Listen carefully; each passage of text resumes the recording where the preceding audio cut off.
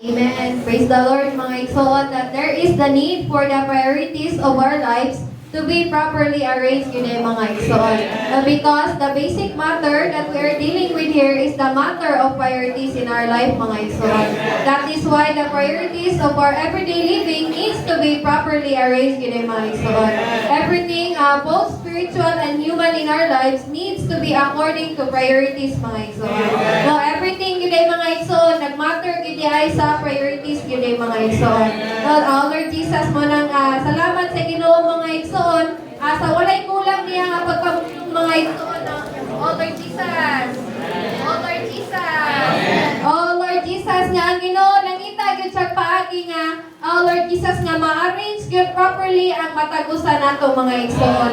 Mo na nga Lord Jesus nga magpasalamat ta sa Ginoo mga igsoon. Namulong gyud ang Ginoo sa matagusan nato, especially sa mga batanon mga igsoon. Ang nagay paagi nga mahapsay ang atong pagkinabuhi mga igsoon.